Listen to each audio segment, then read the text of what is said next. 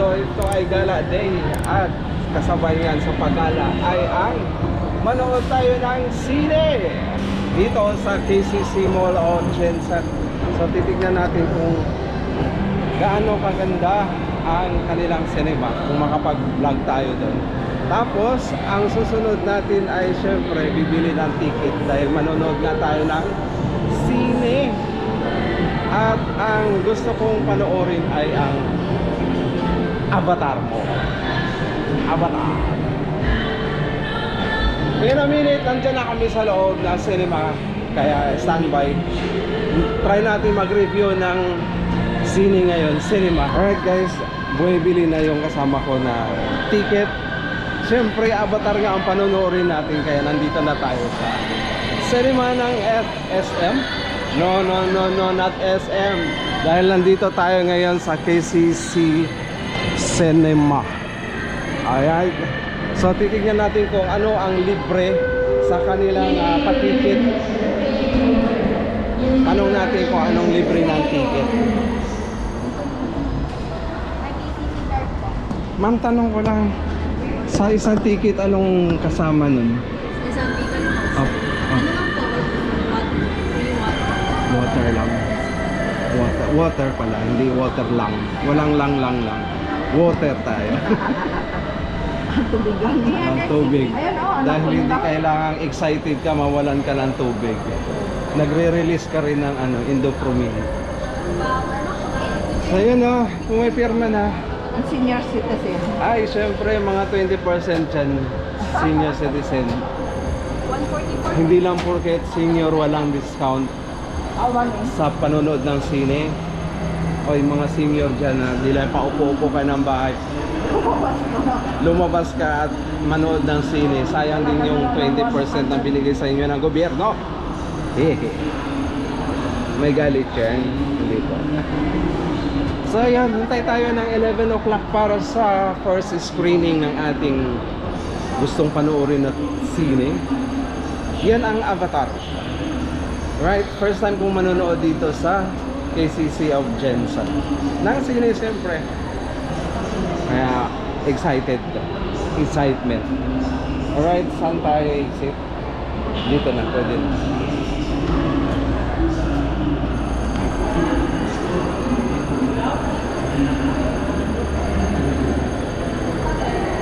So meron na tayong libreng tubig. As promised, meron silang palibreng tubig. Isa plain. Konti lang kasi. So meron din silang popcorn. Bumili sila ng isang large. Special order. Large na popcorn. Siyempre dito lang yan sa KCC Cinema. Right? May mani din sila. Anong oras na? Alas 11 na. Oh, 11 na, kaya oras na pumasok. Right? So meron silang house rules dito kung ano mga bawal. Food drinks bawal outside. Video recording syempre bawal. Cellphones, gadget turn off daw. Bring liquors and cigarette hindi pwede. At saka marami pang iba. Kaya naman update natin mamaya paglabas natin ng cinema para sa review, right? So narito na tayo sa loob ng cinema at start na ang premiere ng kanilang showing ng Avatar. Let's go. Ayan, patikim lang. Pero dito magtatagal dahil sa alam ko bawal. Alright?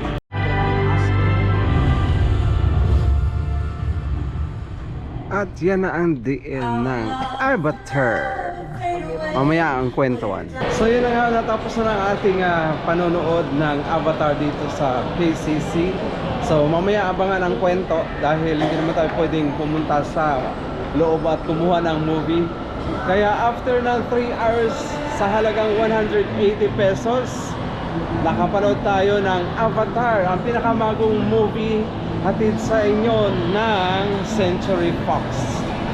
So ang ganda ng palabas at sulit nga ang 180 pesos sa panonood dito sa KCC Cinema. Alright, abang-abang para sa kwento kung ano nga ba ang meron sa napanood kong Avatar. So dahil gutom tayo pagkatapos ng panonood ng sine, meron akong nakitang Mandarin Tea Garden dito. So subukan natin kumain dito sa Mandarin Tea Garden. So nag-o-offer sila ng Mandarin cuisine dito sa Mandarin Tea Garden. So nag-order na sila ng anong order natin? Chicken feet. Meron akong nakitang chicken feet. At nanonood. Lechon Macau. Lechon Macau. Ang gusto. Meron lechon Macau. Mixed vegetable. Oyster sauce. Ano? Seafood. Soy chop soy seafoods. Ayan na isa. Oh. Chop soy seafood. Oh. Chop soy with seafoods. Cancel na yung chicken feet. Hindi At saka isang chicken feet. Tapos yung kasama nating pogi, 150. Ano yan? Humba with rice. Right? So may mga dim sum dito guys. So, rice toppings, beverages meron at saka mga rice noodles. So kainan time na to pagkatapos sa panonood ng sining Avatar. Mamaya tignan natin kung gaano kasarap ang kanilang mga pagkain dito sa Mandarin. Right. So after 10 to 15 minutes, available na ang ating humba rice. Ay, tignan natin ha. Ni hao ma. Wow, humba rice. Tapos dito naman sa kabila ang ano to? Mandarin fried rice. Oh, di ba? Oh. Okay. Sarap. Sarap. Ni hao ma. Happy yan. Meron na dumarating. Meron pa tayong hinihintay, chop soy at saka yung chicken feet. Yeah. At yan na nga ang ating chop soy seafood, seafood chop soy. So tikiman na to.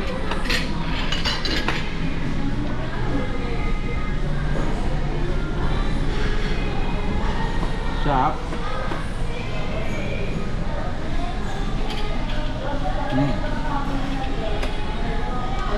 Sarap. Sorry. Okay lang, madam.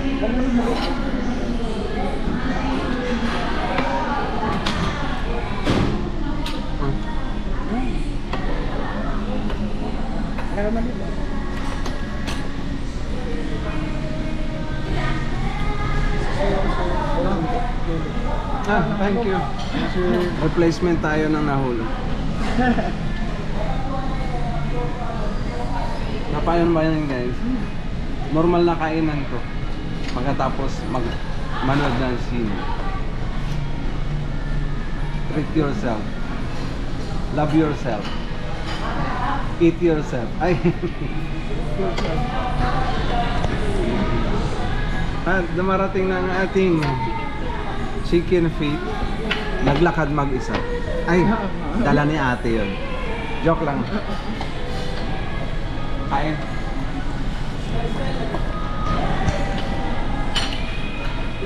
Siyempre, tikman natin ang chicken feet. Kailangan apat ang kamay nito, apat. Bakit tatlo lang? Maliit ang isa.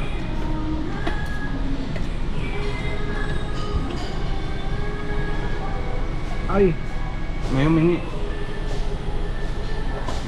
Ang lambot guys.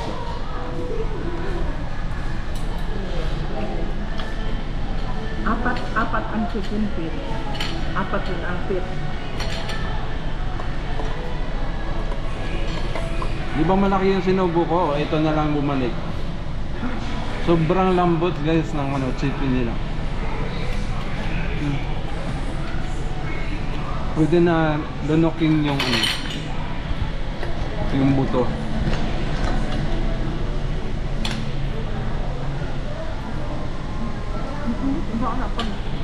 Luto? Ano yan, napakuluan na yan. Tapos pinrito. Tapos in-steam pa ulit. Kaya sobrang lambot siya. Yan yung sikreto ng mga nagluluto ng chicken feet. Luto. Lamig daw na siya. Tulad din.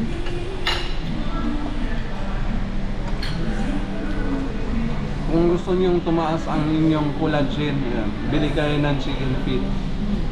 Or pakuluan nyo lang. Tinola style. Rich na yun sa collagen. Samahan nyo pa ng paa ng baboy. Sarap. Kain tayo. Alright guys, tapos na ang aming panunood. Tapos na rin ang ating lunch. So ayan. Ngayon naman, pupunta kami sa kabilang shopping mall para mag-inquire ng SSS.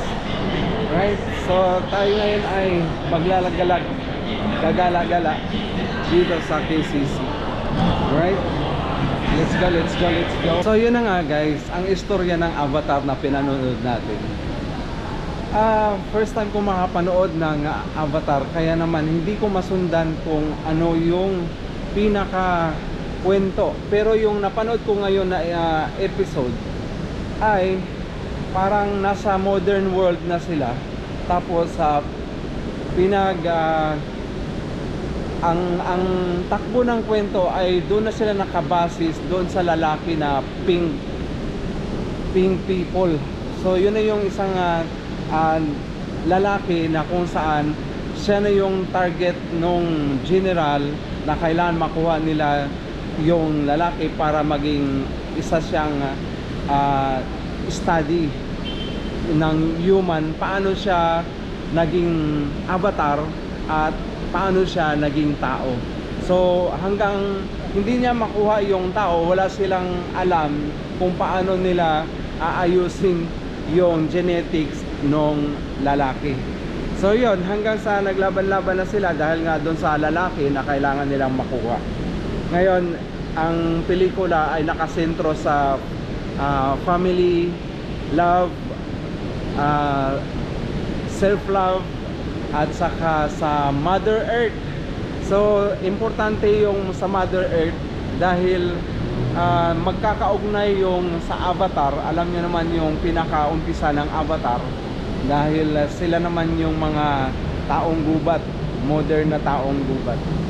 So yun, after that, ang nangyari, naglaban-laban yung tatlong grupo, yung grupo ni Jake at sa grupo ng General at saka grupo ni Barang. Si Barang siya yung rebelde ng Avatar.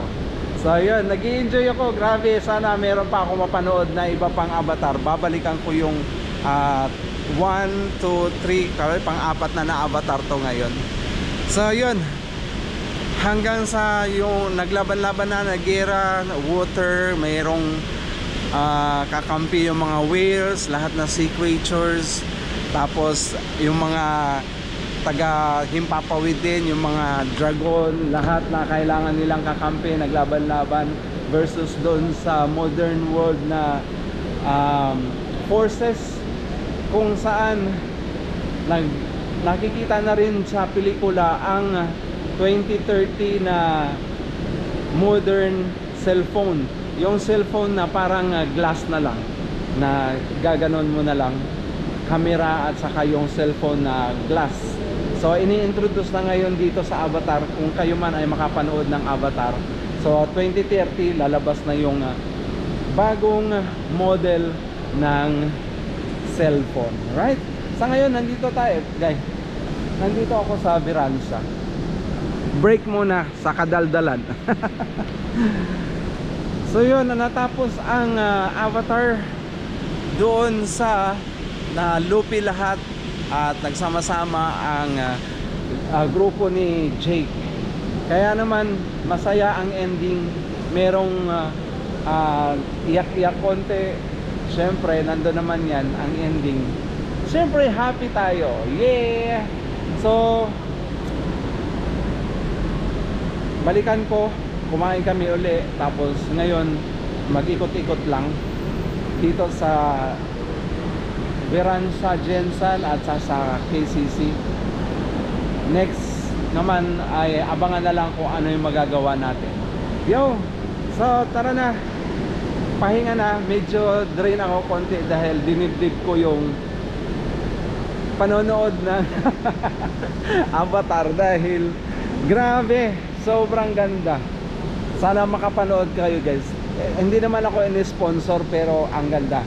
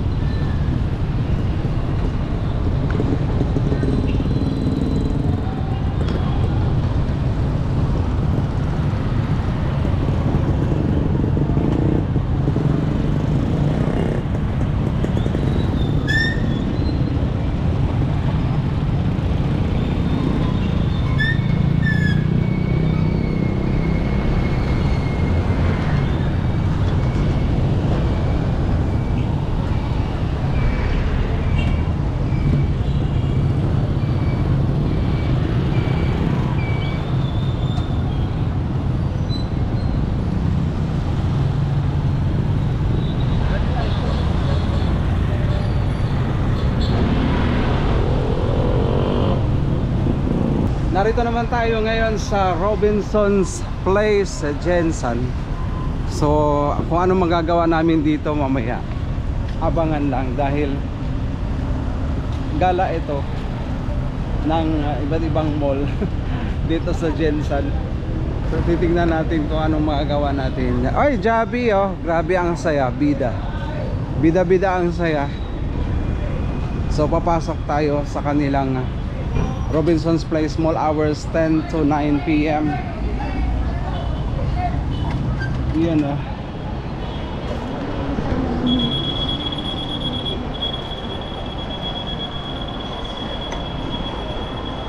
Ay, Christmas pa rito sa Robinson's. Hanggang kailan to? Hanggang kailan? Hanggang 15. 15 yun. Ah,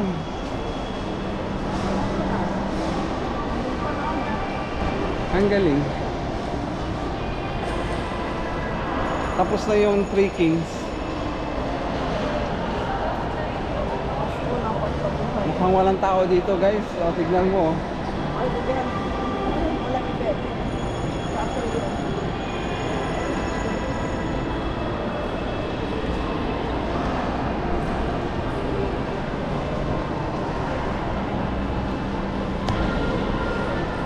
So kami ay magtatanong-tanong muna kung saan tayo pwedeng makakuha ng kapirahan. Dahil naubos na ating kapirahan.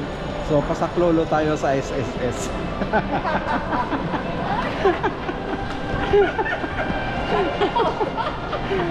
Naubos. So abang-abang lang kung saan kami pupulutin. Gahanap ng pera. So tapos na tayo kanina mag-inquire sa ating SSS records at nagpa-update ng ating records dahil matagal na panahon na hindi tayo nakapagbisita sa SSS at panahon na para magkaalaman na kung magkano yung pwede nating mautang sa SS. Dahil magpapasaklolo tayo sa SSS dahil pera lang naman natin yun. Pera ko yun, hindi mo pera yun. Kaya magpapasaklolo tayo dahil ubos na ang ating funds. Kaya call a friend tayo ng SSS para makakuha tayo ng loan. So hindi pala basta-basta magkaroon ng loan ang isang SSS member dahil kailangan pa mabago muna ang iyong records para sa iyong bagong identity. Dahil matagal na panahon na hindi natin yan kinakailangan, hindi natin pinapansin, pero dapat pala every year kung anong pagbabago mo sa sarili mo, kung ano yung katayuan mo, kailangan palang i-update ang iyong SSS. So yan yung nangyari ngayon. Nagpanibago tayong registration at nag-apply ng panibagong card sa UMD. So alam nyo ibig sabihin ng UMD? Ako hindi. Kaya naman ang sabi ng isang staff doon sa SSS na magre-release ang bangko ng UMD card, tie-up ng bangko, kung ano mang bangko ang mapipili mo. So ang pinili ko ay Banco de Oro. Kaya naman ang sabi niya, sila ang magre-release ng ATM card connected sa SSS. So yun ang nangyayari ngayong umaga, ngayong hapon. Inabot na ako ng hapon dito sa Jensen sa labas ng bahay dahil kailangan natin ng kapirahan. Right? So yung kasama ko ay nandito pa sa labas. Ayun. Ayun. At kami ay pupunta muna sa department store, so bawal ang camera, kaya naman doon ako pupunta. Alright? So nakalabas na tayo ng Robinson's Place, kaya uwian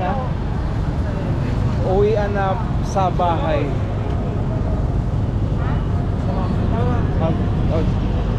Kami? Pwede ba yan? Lienlido Country Homes, Kimball Warehouse, Saan ang dabot pa? Pato sa Cornell. May San Zero. Elizabeth. Juan. Sige.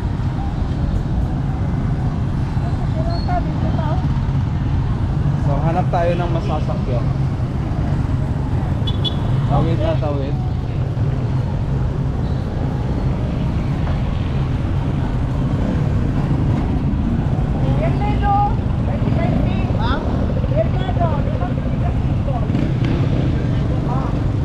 Okay, meron kami nakuha. Yo, uwi na tayo. Let's go.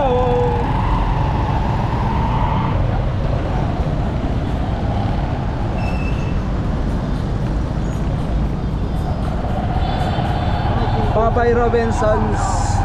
Gabi na. Yeah.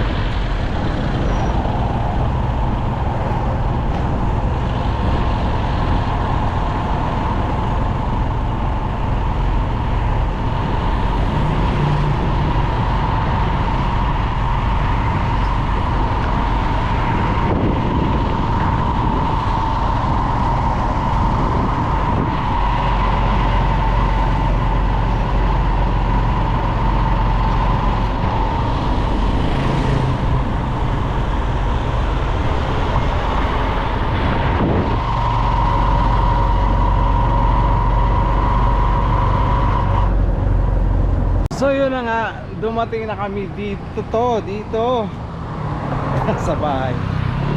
So yun, tapos na ang gala at ang mga inquiry na mga dapat alamin para sa kapirahan. So yun lang ang gala namin ngayon na araw. Bye bye yo.